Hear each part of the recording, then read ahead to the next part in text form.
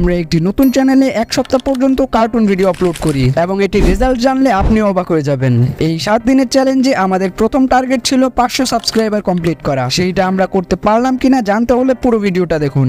এই গল্পটা আমাদের এক সাবস্ক্রাইবারের, যার সাথে আমার অনেকদিন আগে পরিচয় হয়। তিনি ভালো কোয়ালিটির ভিডিও বানানোর পরও তার ভিডিওতে 0 ভিউজ আসলো। তিনি কি কন্টেন্ট বানাতেন সেটি জানতে পারবেন ভিডিও শেষে। তিনি তার চ্যানেলের লিংক আমাকে দিলেন। আমি খেয়াল করলাম তিনি যে কোনো জিনিস খুব ভালোভাবে এক্সপ্লেন করতে পারেন। এজন্য আমি তাকে এক্সপ্লেন চ্যানেল খোলার সাজেশন দিলাম। কিন্তু কিরকম এক্সপ্লেন চ্যানেল? এমনিতে মুভি এক্সপ্লেন চ্যানেলে অনেক বেশি কম্পিটিশন রয়েছে, তাই আমি তাকে বললাম আপনি কার্টুন এক্সপ্লেন ভিডিও বানানো শুরু করুন। যেহেতু তার ভিতরে ট্যালেন্ট ছিল এবং তিনি খুব হার্ড ওয়ার্ক করতেন, এজন্য আমি বললাম আমি একটি চ্যানেল ক্রিয়েট করছি, আপনি শুধু আমাকে ভিডিও বানিয়ে দিন এবং আমি সেটা প্রপার ভাবে আপলোড করব। কিন্তু ওই চ্যানেলে 2-3টা ভিডিও দেওয়ার পরই দেখলাম আমার চ্যানেলের ভেরিফিকেশন বাতিল করে দেওয়া হয়। তখন আমার মনে হলো হয়তোবা আমার ফোনে অনেকগুলো জিমেল থাকা এরকম হতে পারে। এই সমস্যার কারণে ওই চ্যানেলে আমরা আর কোনো ভিডিও দেইনি। এরপর তিনি তার পুরনো একটি চ্যানেলকে আবারও ঠিকঠাক কাস্টমাইজেশন করে রেডি করে ফেলেন। এরপরই আমাদের চ্যালেঞ্জ শুরু হয়। 7ই আগস্ট তিনি তার চ্যানেলের প্রথম ভিডিও আপলোড করেন। যে ভিডিওটার টাইটেল ছিল কিভাবে জাদুর ড্রাগন বেরিয়ে এলো দেখুন পার্ট 1, আর এই মুভিটার নাম হলো উইশ ড্রাগন। এইটা এক্সপ্লেন করার সাজেশন আমি তাকে দিয়েছিলাম, কারণ এটি খুব ইউনিক একটি মুভি ছিল। আর এই ভিডিওটা প্রথম 24 ঘন্টায় 2400+ ভিউজ গেইন করে, যা মোটেও খারাপ ছিল না। এবং এখন পর্যন্ত ওই ভিডিওটাতে 10,000+ ভিউজ রয়েছে, যেটা প্রথম ভিডিও হিসেবে খুবই ভালো।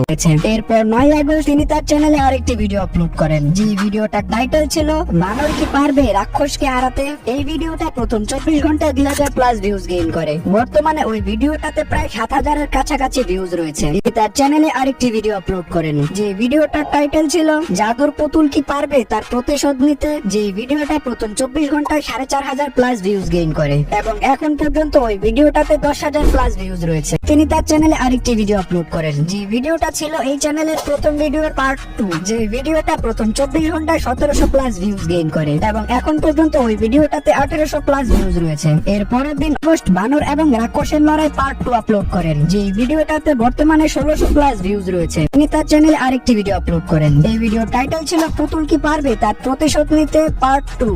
যে ভিডিওটা প্রথম 24 ঘন্টায় 1,900 ভিউজ গেইন করে এবং এখন পর্যন্ত ওই ভিডিওটাতে 2,600+ ভিউজ রয়েছে। এর আমাদের চ্যালেঞ্জের শেষ দিন অর্থাৎ 13ই আগস্ট তিনি তার চ্যানেলে আরেকটি ভিডিও আপলোড করেন। যে ভিডিওটাতে বর্তমানে প্রায় 3,000-এর কাছাকাছি ভিউজ রয়েছে। ওকে, আমাদের সাবস্ক্রাইবারের এক সপ্তাহের চ্যালেঞ্জ শেষ হলো। এই এক সপ্তাহে আমরা এই চ্যানেলে 500+ সাবস্ক্রাইবার গেইন করি এবং প্রায় 35,000+ ভিউজ গেইন করি। কিন্তু আপনার কাছে মনে হতে পারে এটা তিনি খুব সহজেই অ্যাচিভ করেছেন, কিন্তু না, এর পেছনে রয়েছে অনেক বড় কাহিনী। আমি যখন তার সাথে কথা বলেছিলাম তখন তিনি আমাকে তার চ্যানেলের লিংক দিয়েছিলেন, যেখানে তিনি চাইনিজ কপি পেস্ট ভিডিও নিয়ে কাজ করতেন এবং ওইখানেও তিনি খুব সুন্দর ভিডিও বানাতেন। কিন্তু তারপরও তার চ্যানেলে 0 ভিউজই আসতো। এর কারণ হলো সবাই সব জিনিসের জন্য পারফেক্ট না, আর দ্বিতীয়ত হলো কপি পেস্ট করে আপনি ইউটিউবে বেশি দিন টিকতে পারবেন না। আপনার ভিতরে যদি কোনো ক্রিয়েটিভিটি থাকে সেইটা দিয়ে শুরু করুন, তাহলে আপনি খুব তাড়াতাড়ি আপনার চ্যানেল গ্রো করতে পারবেন। তিনিও তার কপি পেস্ট ইউটিউবারদের কথা শুনে তার অনেক মূল্যবান সময় নষ্ট করেছেন। তাই সবার উদ্দেশ্যে বলবো এইসব কপি পেস্টের পিছনে না দৌড়ে নিজের ক্রিয়েটিভিটি খাটিয়ে ইউনিক কন্টেন্ট বানান, তাড়াতাড়ি গ্রো করলো। এর প্রথম কারণ হলো তার কোয়ালিটি কন্টেন্ট।